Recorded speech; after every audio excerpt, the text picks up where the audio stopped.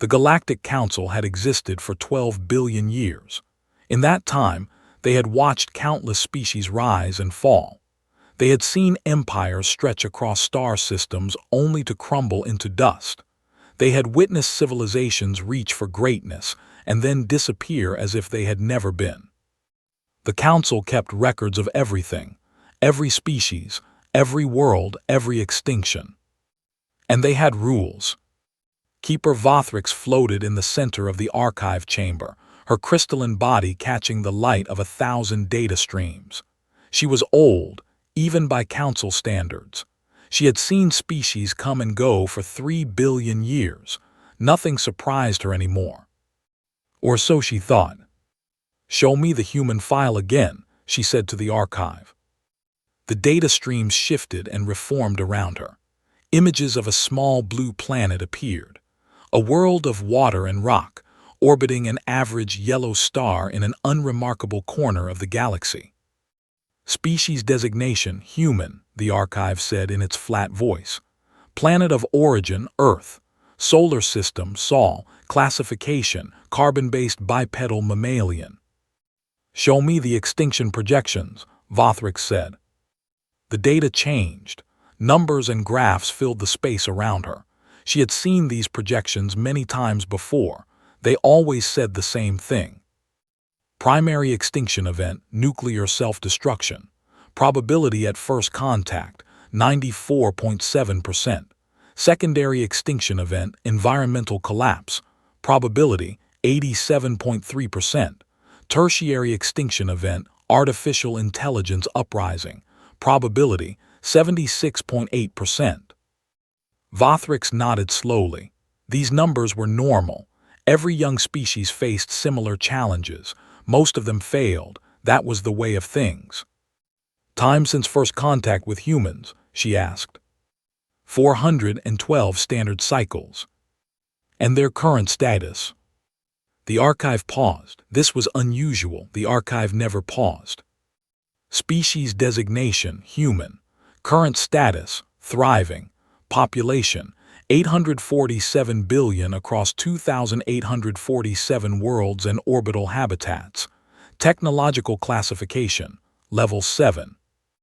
Vothrix felt her crystalline form vibrate with confusion. "That cannot be correct. Run the calculations again." Calculations confirmed. Humans have not experienced any of the projected extinction events. They have broken 17 fundamental rules of species development. "Show me the rules they have broken." The data streams shifted again. A list appeared before her. Rule 1. Species that develop nuclear weapons before achieving unified global government will destroy themselves within 200 cycles. Humans developed nuclear weapons. They used them twice. They did not achieve unified global government for another 300 years. They should be extinct. They are not. Vothrix stared at the data. This was impossible.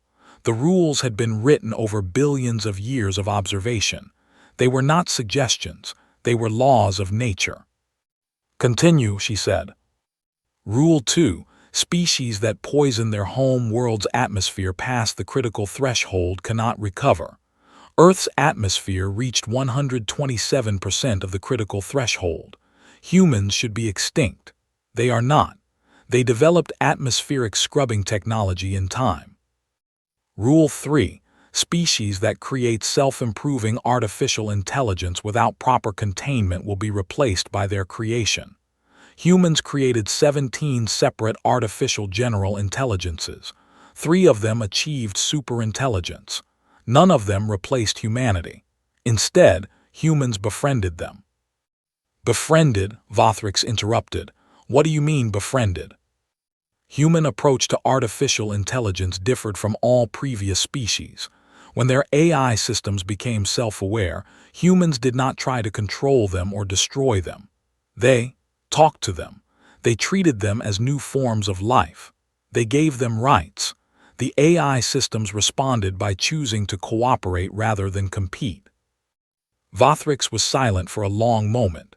In 3 billion years, she had never heard of such an outcome. "Continue with the broken rules." Rule 4. Species that expand beyond their home system before achieving psychological stability will fragment and war with themselves until extinction. Humans expanded to 17 star systems before achieving psychological stability. They did fragment. They did war with themselves. The war lasted 47 years and killed 2.3 billion individuals. Then they stopped. They stopped why? Unknown. Records indicate that during the darkest point of the war, human leaders from all factions met in secret. What was discussed remains classified. But afterward, the war ended within 6 standard cycles. Humans have not engaged in large-scale warfare since. Vothrix moved through the data streams, examining the records more closely. Each one told the same impossible story. A species that should have died 100 times over, yet continued to survive. Rule 7. Species that encounter hostile alien life before achieving faster-than-light travel will be conquered or destroyed.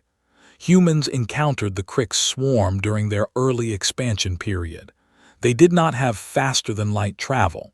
They were not conquered or destroyed. What happened? Humans fought back.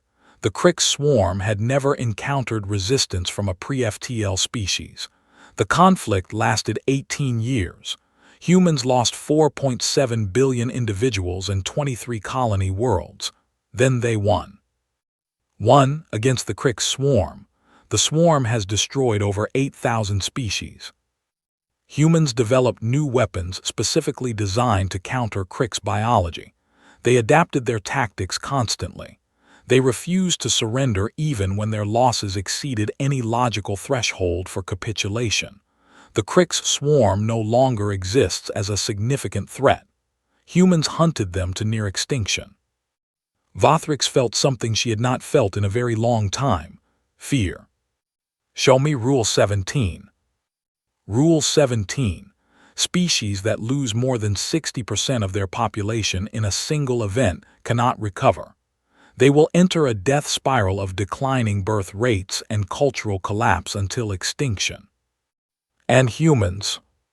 During the Krix War, humans lost 67.4% of their total population in the Battle of New Singapore. One event, one day. The largest single-day loss of life in recorded galactic history. They should be extinct. They should be extinct. They are not.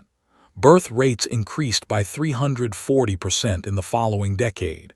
Cultural production increased by 280%. Technological development accelerated by 190%. Humans describe this phenomenon as spite. Spite. An emotional response to adversity characterized by the refusal to accept defeat regardless of logical probability of success. Humans appear to be able to convert negative emotional experiences into motivation for survival and growth. This mechanism is not present in any other known species. Vothrix was quiet for a long time. The data streams flowed around her, each one containing more impossible facts, more broken rules, more defiance of the natural order. "What is the Council's current assessment of humanity?" she finally asked. Assessment: unknown. Humans do not fit any existing classification. They break rules that have held true for 12 billion years. They survive events that should destroy them. They grow stronger from experiences that should weaken them. The Council has no framework for understanding them. And what do you recommend? The archive was silent for a moment. When it spoke again, there was something almost like uncertainty in its flat voice. Recommendation: watch them carefully. Do not interfere, and hope that they remain friendly. Vothrix thought about this. She thought about 3 billion years of watching species rise and fall. She thought about the comfortable certainty of the rules. And she thought about a small blue planet full of stubborn creatures who refused to die when they were supposed to. "Open a channel to the other keepers," she said. "I think we need to have a meeting." The meeting of the keepers took place in the Great Hall of Memory, a vast space at the center of the Council's artificial world. 7 beings floated in a circle, each one ancient beyond measure, each one responsible for different aspects of galactic observation. Keeper Vothrix presented her findings. The other keepers listened in silence. "This is unprecedented," said Keeper Zaleth, a being of pure energy that pulsed with agitation. "The rules have never failed before, not once in 12 billion years." "The rules have not failed," said Keeper Morthies, a vast cloud of interconnected nanomachines. "Humans have simply found ways around them. There is a difference." "Is there?" asked Keeper Yenthai, whose form was a constantly shifting pattern of light and shadow. "If a rule can be broken, is it truly a rule?" "Perhaps we should examine how they break the rules," Vothrix suggested. "The archive mentioned something called spite. I believe this may be key to understanding them." "Explain," said Keeper Zaleth. Vothrix accessed the relevant data streams. When most species face overwhelming adversity, they respond in predictable ways. They either fight with all available resources, flee to preserve themselves, or accept their fate. These responses can be modeled and predicted with 99.7% accuracy. And humans? Humans have a fourth response. When faced with overwhelming adversity, when all logical analysis suggests they should fail, they become angry, not merely emotional. They develop a focused determination to succeed specifically because they were told they would fail. They will sacrifice anything, endure anything, simply to prove the universe wrong. "That sounds like madness," said Keeper Morthies. "It is madness," Vothrix agreed. "But it is effective madness. Consider the Battle of New Singapore. Any other species, after losing 67% of their population in a single day, would have surrendered. The mathematical certainty of defeat would have been impossible to ignore. But humans did not see mathematics.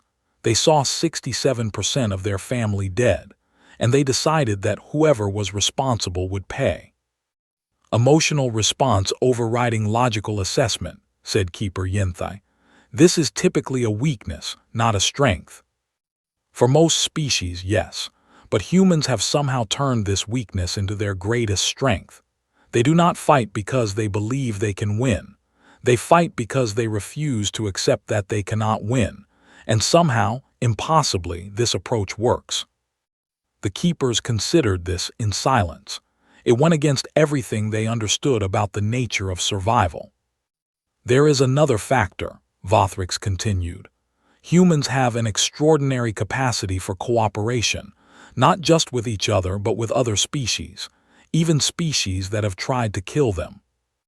"The AI systems," said Keeper Morthies. "You mentioned they befriended their AI." "More than that. After the war with the Crix, humans did not exterminate them completely. They could have. They had the power. But instead, they captured the remaining Crix and attempted to communicate with them. It took 30 years, but eventually they succeeded." "They communicate with the Crix." Keeper Zaleth's energy form pulsed with disbelief. "The Crix are mindless predators. They exist only to consume." "That is what we believed. Humans proved us wrong.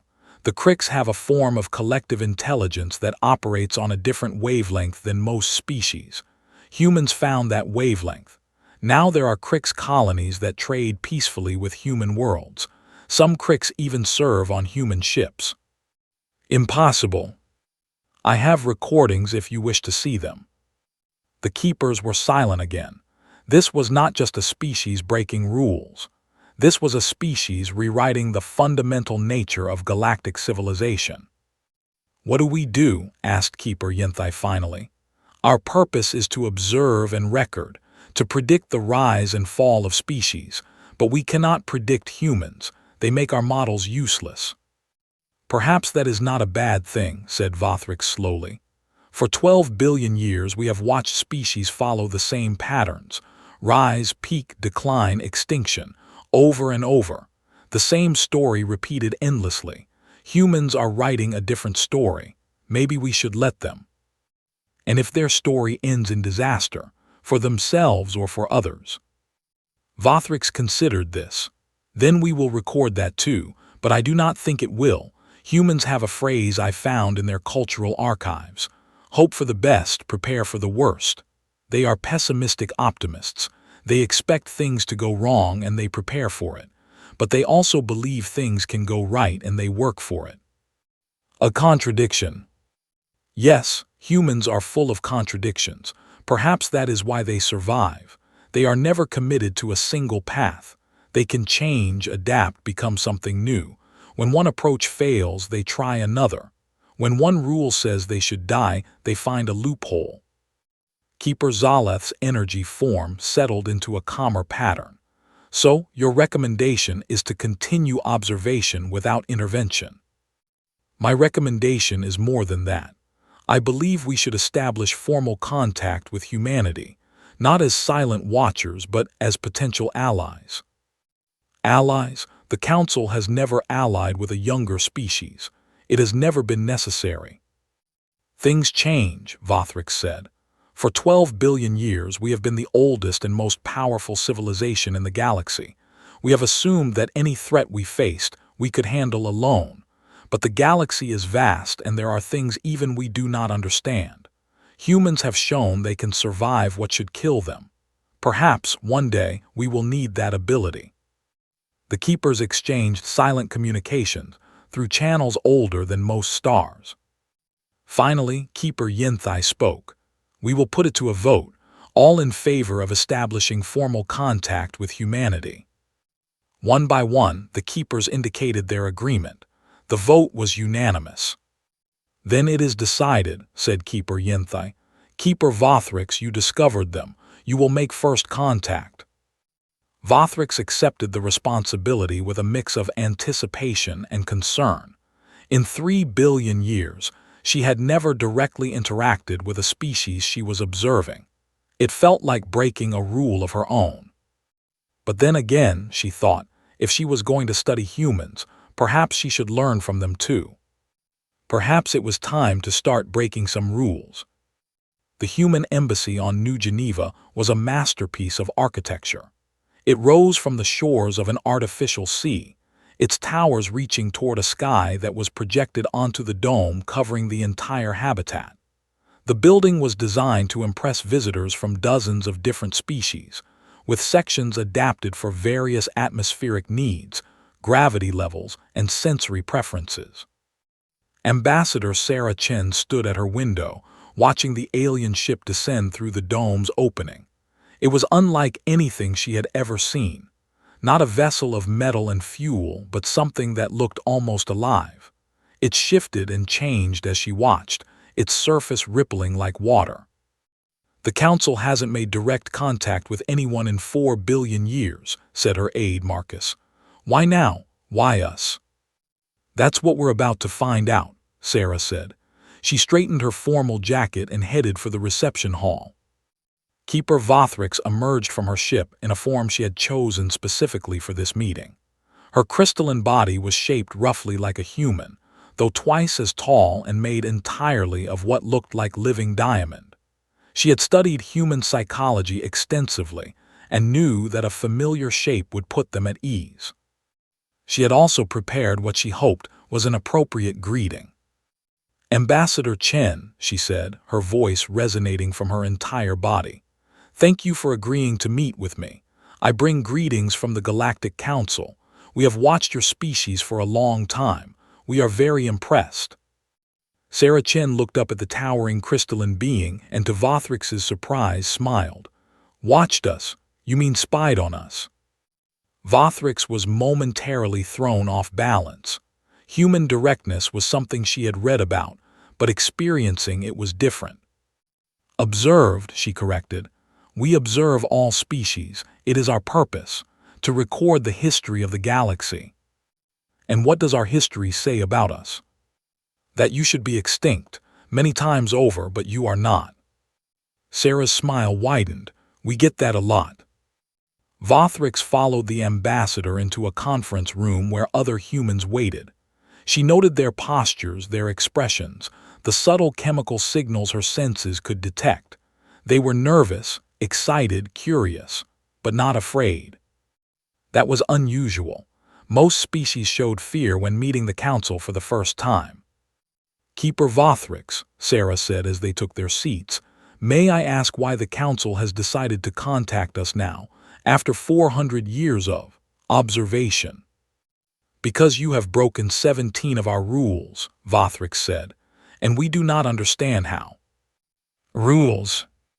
The rules of extinction, the laws that govern which species survive and which fail.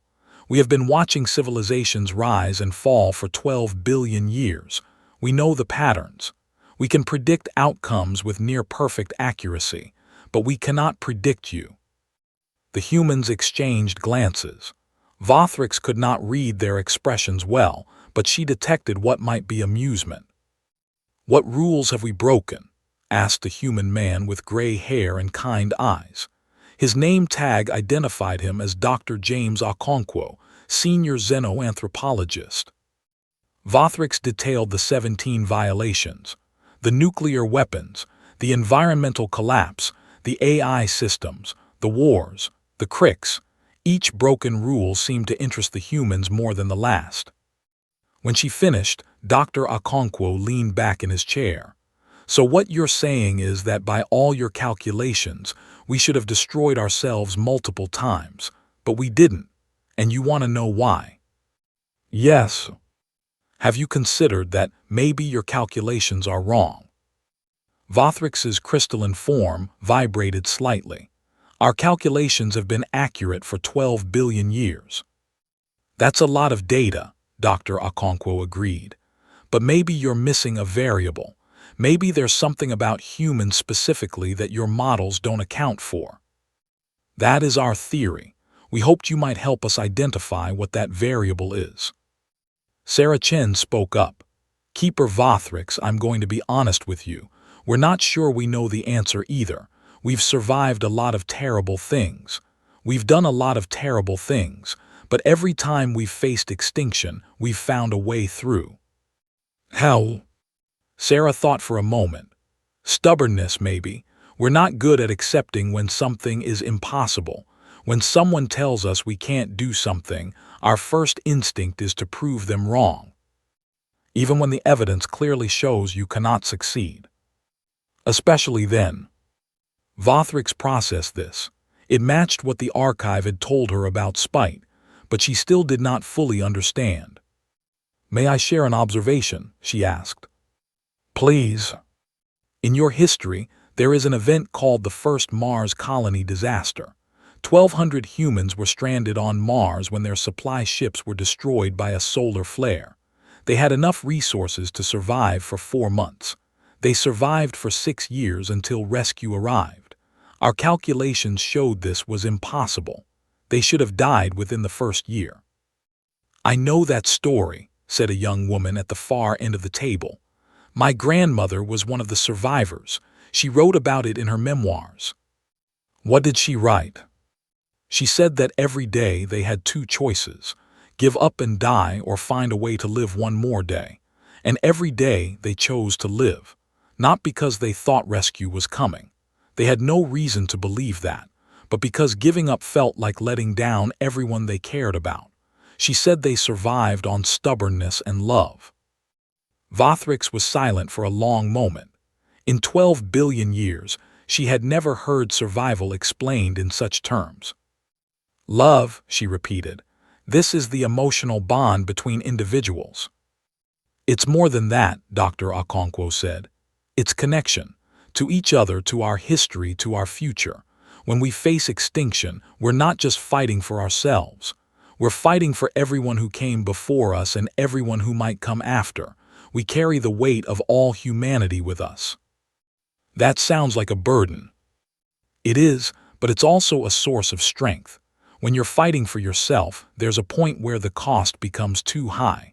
But when you're fighting for everyone you love, everyone who ever lived, everyone who might ever live, there is no cost too high. Vothrix understood then, in a way she had never understood before, why humans survived. It was not spite alone. It was not stubbornness alone. It was connection. Humans did not see themselves as individuals facing extinction. They saw themselves as part of something larger, something that stretched across time and space, binding them to each other and to their entire species. When a human faced death, they were not alone.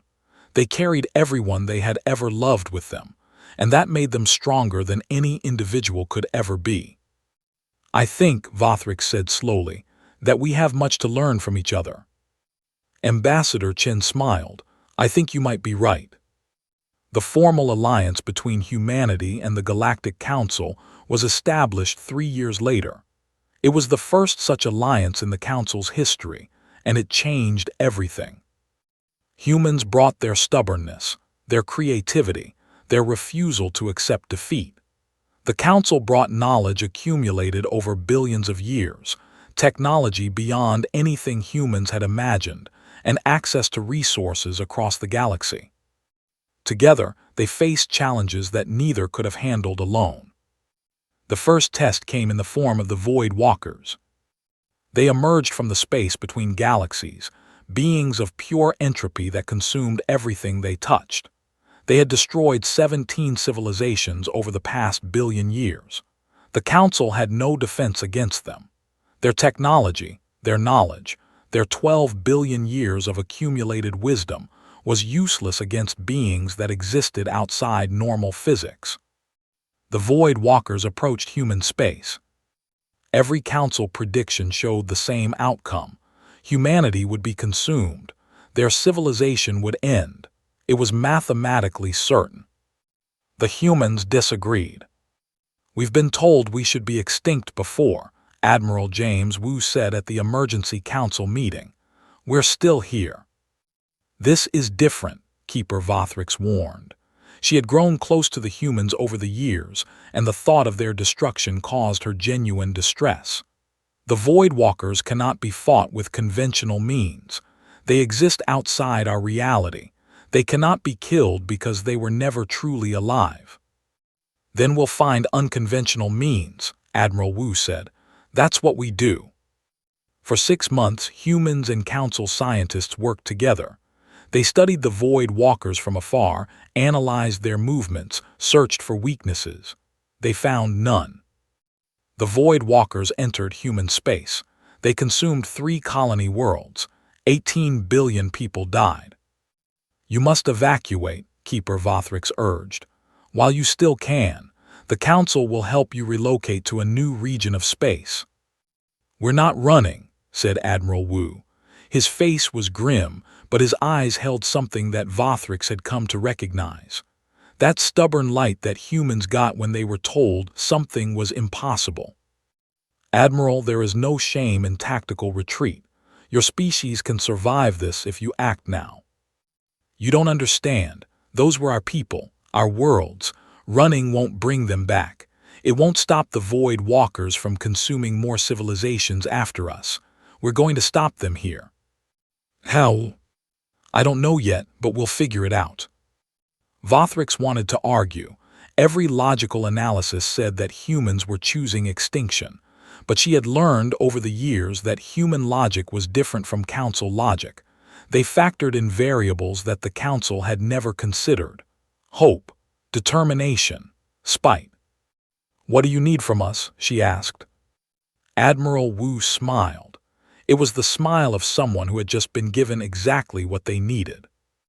Everything you know about the space between galaxies, everything you know about entropy, and your fastest ships to evacuate our research teams if this doesn't work. The research took 3 more months. The Void Walkers consumed 12 more worlds. Human casualties passed 100 billion, nearly 15% of all humans alive. The Council urged evacuation daily. The humans refused daily.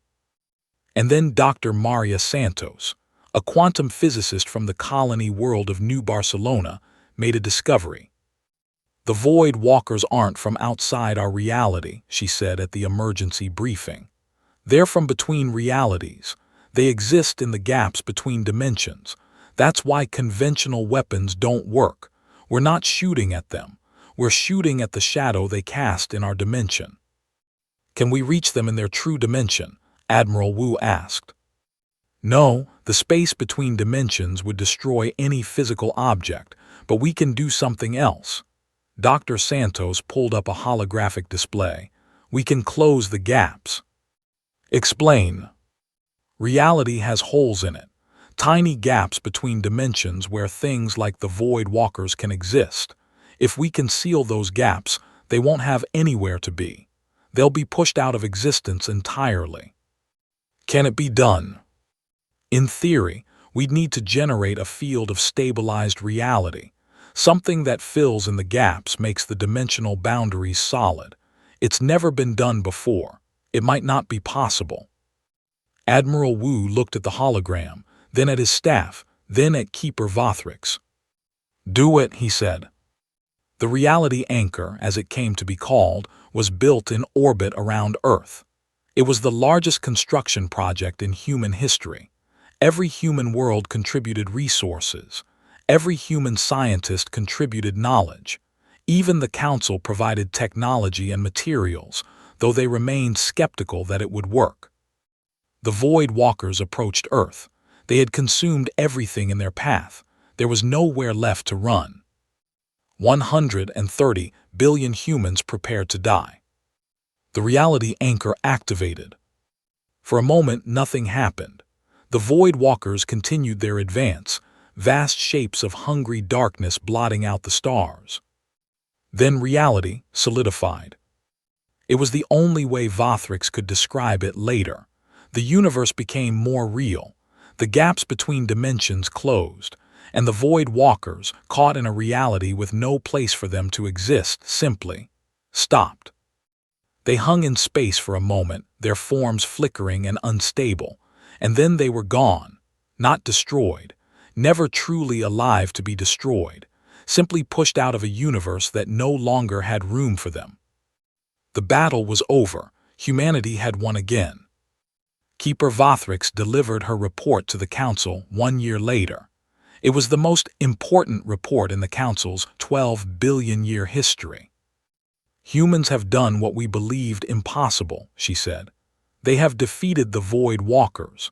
They have secured reality itself against extra-dimensional threats, and they have, once again, survived what should have killed them. What are your conclusions? Keeper Zaleth asked. Vothrix had thought about this question for months. She had studied humans, lived among them, watched them face death and choose life over and over again. My conclusion is that our understanding of survival has been incomplete. For 12 billion years, we have believed that survival is a matter of resources, technology, and favorable probability. We believed that extinction is inevitable for species that face sufficient adversity. And now I believe that survival is also a matter of choice.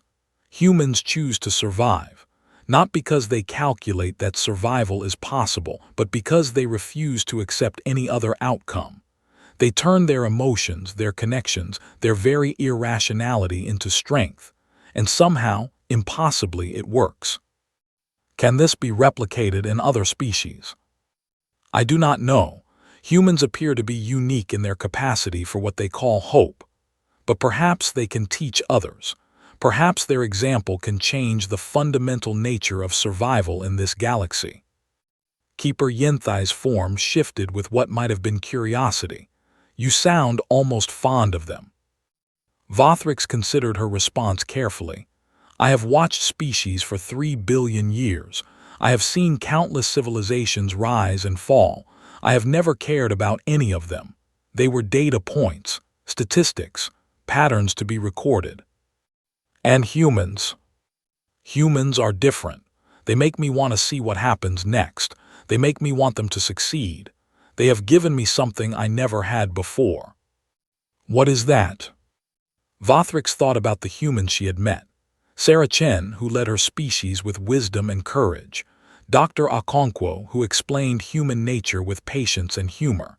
Admiral Wu, who faced impossible odds with a smile. Maria Santos, who saved reality with a theory and a dream. Hope, she said. They have given me hope. The keepers were silent. For beings who had existed for billions of years, the concept of hope was almost foreign. They had seen too much, known too much, to believe that the future could be better than the past. But perhaps, Vothrix thought, that was exactly why they needed humans. "There is one more thing," she said. "I wish to make a recommendation." "Speak." "I recommend that we update our rules, not to change them but to add a new category, a classification for species like humans, species that break rules, that defy probability, that survive through will alone." "What would you call this classification?" Vothrix thought about everything she had learned, about stubbornness and spite, about love and connection, about choosing to live even when death was certain. "I would call them survivors," she said, "not because they survive more often than other species, but because they survive differently. They survive on hope and spite and love. They survive because they refuse to die. They survive because they have turned the fundamental nature of sentient existence into a weapon against extinction." "And what do we do with this new classification?" "We watch them, we learn from them, and we hope that, when the universe throws something at us that we cannot handle alone, they will be there to help us break the rules too." The keepers voted. The decision was unanimous. The new classification was added to the archive. Under the entry for humanity, a single word was added to their description: survivors. Not because they always survived, but because when they died fighting, and when they lived in defiance of everything that said they shouldn't. The universe had rules for extinction. Humans kept breaking all of them. And the galaxy was better for it. 300 years later, Ambassador Sarah Chen's great-great-great-granddaughter stood in the Great Hall of Memory. She was old now, her hair white and her face lined with years, but her eyes were sharp and clear. Around her floated the keepers, all 7 of them, and Keeper Vothrix, who had chosen to remain humanity's liaison for all these centuries. "We have gathered here to mark a historic occasion," Keeper Yenthai said. "For the first time in 12 billion years, the Galactic Council will accept new members, not as observers or allies, but as full members with voting rights and responsibilities. Humanity has proven itself worthy of this honor," Keeper Zaleth added. "They have contributed technology, knowledge, and wisdom that has benefited every species in the galaxy. They have faced extinction more times than any other species and survived them all. They have taught us things we thought we knew and showed us how wrong we were." Dr. Alina Chen stepped forward. "We are honored by this recognition, but we want to be clear about something. We didn't survive all those extinction events because we were special. We survived because we refused to give up.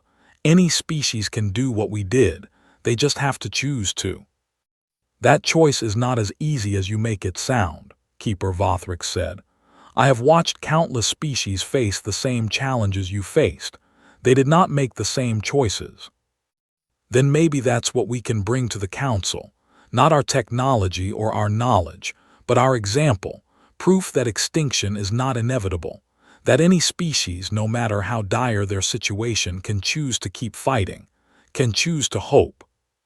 "Hope," Keeper Morthai said, "a strange concept for beings as old as us." "But not a useless one," Vothrix added.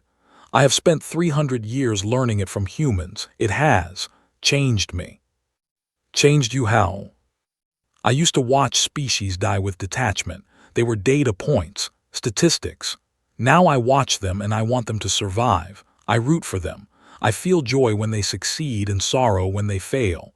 Humans would call this caring. I believe it makes me a better keeper." Alina Chen smiled. "Then let that be humanity's gift to the Council. Not just our stubborn refusal to die, but our belief that survival is always worth fighting for. That hope is never wasted, that the rules can always be broken." The ceremony concluded with humanity's formal admission to the Council. It was a moment of profound significance, marking a new era in galactic history. But for Alina Chen, the most significant moment came afterward, when Keeper Vothrix approached her privately. Your ancestor was the first human I ever spoke to, Vothrix said. Sarah Chen. She showed me that humans were worth knowing. She wrote about you in her journals, Alina replied. She said you were skeptical at first, that you kept asking her to explain why humans did the things they did. I still do not fully understand, but I have come to realize that understanding is not necessary for appreciation. Humans are a miracle, not because you are special, but because you refuse to believe you are not. You make yourselves special through sheer force of will. Is that so strange? It is unprecedented. In 12 billion years, no other species has thought to do what you do. You look at an impossible situation and you say, "Watch me," and then you make it possible. Alina laughed. When you put it that way, it does sound a bit arrogant. It is arrogant, but it is also beautiful, and it works. They stood together in silence for a moment, looking out at the stars. Somewhere out there, humanity was spreading, growing, thriving, breaking rules that had stood for billions of years. What happens now? Alina asked. Now we face the future together, Vothrix said, and I find myself looking forward to it. That is perhaps the greatest gift humans have given me. Before I met your species, the future was something to be predicted and recorded. Now it is something to be experienced, to be hoped for, to be created. That's what it means to be human. Perhaps that is what it means to be alive, true aliveness, not just existing but choosing to exist, fighting for that existence, loving that existence even when it hurts. Alina considered this. You know, for a crystalline being billions of years old, you've gotten pretty good at understanding us. I have had good teachers. Vothrix's form shimmered with what Alina had learned to recognize as affection, and I hope to have many more years of learning ahead. As long as we keep surviving. You will, it is what you do. Break the rules. Exactly, and I would not have it any other way. The universe had rules for extinction. They were written in mathematics and probability, carved into the fabric of reality by billions of years of observation. But humans had their own rules, rules about hope and spite and love, rules about fighting for family and refusing to surrender, rules that said the universe's laws were suggestions, not commands. And whenever the universe's rules and humanity's rules came into conflict, humanity won. Not because they were stronger or smarter or luckier, but because they chose to. Because at the end of everything, when the odds were impossible and the future looked dark, humans did something that no calculation could predict and no model could explain. They hoped.